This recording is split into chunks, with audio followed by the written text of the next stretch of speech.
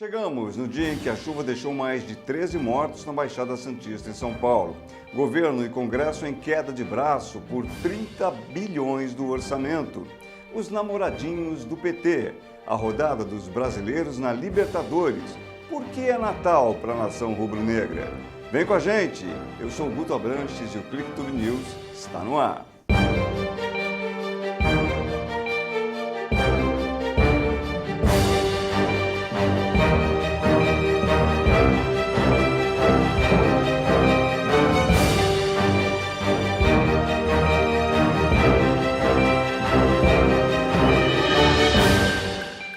Essa edição começa mostrando que a tragédia até muda de lugar. O que não muda é a responsabilidade pela tragédia. Se todo ano chove muito no final do verão, se todo ano as consequências são dramáticas, por que nada é feito nunca? Porque o poder público pura e simplesmente não consegue enfrentar um problema que é mega conhecido.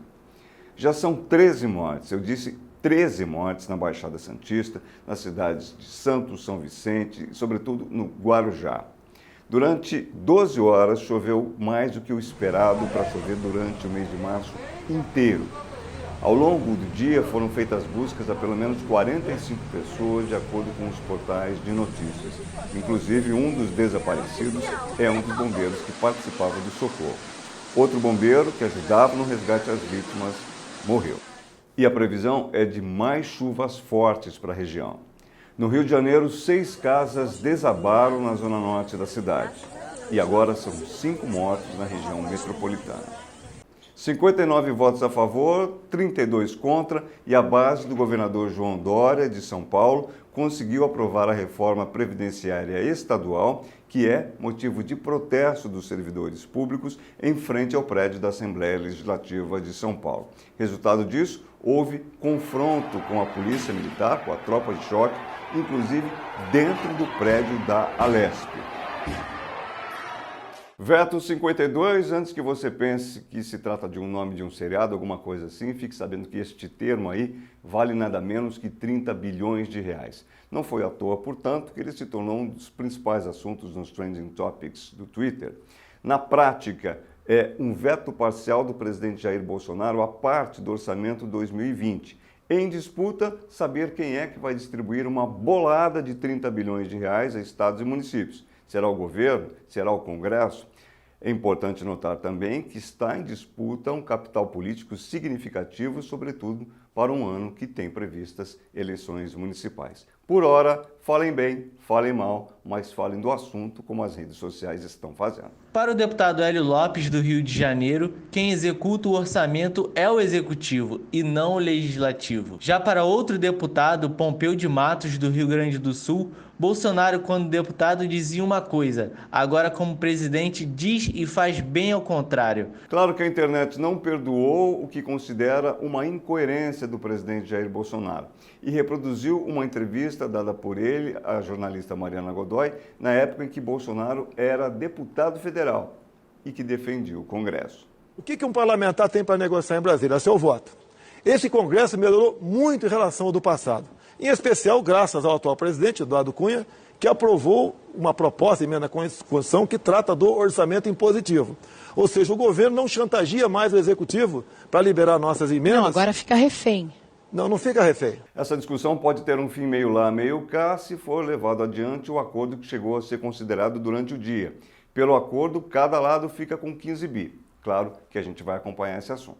E a gente segue falando de política, só que de amor na política, pode-se dizer assim. O ex-presidente Lula, por exemplo, parece viver um caso de amor com a cidade de Paris. Ele foi até lá, recebeu o título de cidadão no horário da cidade, encontrou-se com personalidades brasileiras que vivem também em Paris, foi o caso do fotógrafo Sebastião Salgado, e claro que aproveitou para desferir pesadas críticas ao governo Bolsonaro, ao ministro Moro. E como praticamente ninguém desperta tanto amor e tanto ódio em doses iguais, a internet veio abaixo. Vamos ver o que é que o Twitter, inundado de críticas e de elogios, diz a respeito da viagem de Lula. Que bom ver o presidente Lula conversando com uma geração que vai poder levar a luta dele adiante. O governo Bolsonaro é melhor que o governo Lula. E já que estamos falando de política e de amor, você sabe quem está namorando? Vai saber. Na cúpula do PT, um novo casal se formou.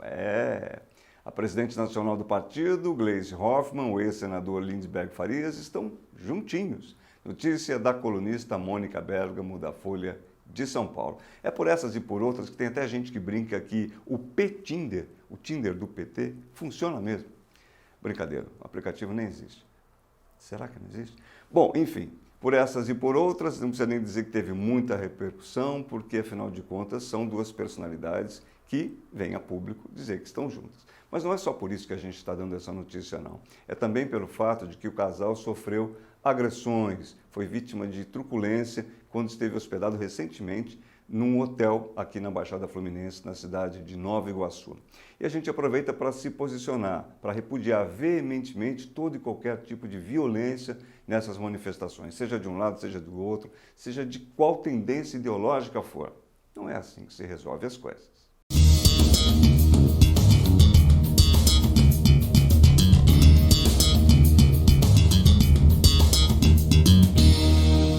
E hoje tem Brasil na Liberta, são 4 jogos. O Internacional pega a Universidade Católica do Chile em Porto Alegre, o Grêmio vai à Colômbia para encarar o América de Cali, o Atlético Paranaense pega o Peñarol na Arena da Baixada e o Santos viaja à Argentina para jogar contra o Defensa e Justicia. E a nação rubro-negra está comemorando o Natal. Como o Natal? Pois é, para os flamenguistas, hoje é o Natal, o dia do nascimento de Deus, do maior ídolo, Zico, dia de grandes comemorações, de muitas mensagens da torcida endereçadas ao maior ídolo do time, que completa 67 anos. O nosso Jaeci Carvalho comentou o aniversário de Zico. Um abraço, meu amigo Guto Abranches. Hoje é o Natal rubro-negro, aniversário de Zico, 67 anos do Galinho de Quintino, um dos maiores jogadores da história do futebol mundial, com certeza o maior jogador da história do Flamengo. Tenho a honra de ser amigo do Zico e de tê-lo entrevistado em tantas vezes pelo mundo afora. A última delas, a mais importante que eu considero, foi lá na Turquia, no Estreito de Bósforo, quando ele era técnico do Fenerbahçe em 2007. Fiz uma bela entrevista com ele, o Zico que levou o Fenerbahçe às quartas de final da Liga dos Campeões da Europa. Hoje, diretor do Kashima Antlers, uma história, uma lenda no Japão, O Zico proporcionou aos japoneses o crescimento do futebol. Então, todas as honras e glória ao Zico, esse eterno jogador, esse eterno craque dentro e fora dos gramados. E o nosso Jaeci Carvalho hoje também está merecendo uma placa. Sabe por quê? Ele marcou um golaço, foi parar nos Trending Topics do Twitter por uma informação exclusiva. Foi o Jaeci quem disse em primeira mão que o Atlético Mineiro está atrás do zagueiro Dedé, do rival Cruzeiro. Parabéns, Jaeci, grande garoto! E agora chegou a hora da gente fazer a propaganda dos nossos produtores de conteúdo, dos nossos clicktubers. Como a gente está vindo do esporte, a gente vai aproveitar para falar do Fernando Galvão, que conta para nós quem ele acha que é o principal craque daquele time que ele acha que é o melhor time da temporada no Campeonato Paulista. A atleta da nossa equipe, a Aninha Real, vai falar sobre o que fazer para evitar as temíveis lesões na hora da corrida. E com a Juliana Verbonen, do Vamos em Frente, uma dica fundamental para os negócios e para a carreira. Jamais esquecer um cliente e jamais deixar que o cliente esqueça de você. Para encerrar esta edição, um vídeo delicioso postado pela jornalista Dorit Arazin no Twitter dela. Dá uma olhada se não é o melhor jeito de entrar em forma. Has old Maggie Heap, baby, and it keeps it out of sight. You know when that shark bites with its teeth, baby, scarlet billows start to spread. Fancy gloves, though, wears old Maggie Heap, baby, so there's never a trace of red. Now on the sidewalk, ooh, Sunday morning, lies a body just oozing life. And someone sneaking round the corner. Could that someone Barnaby Mac the knife. There's a tugboat down by the river, don't you know, where a cement bag just to do.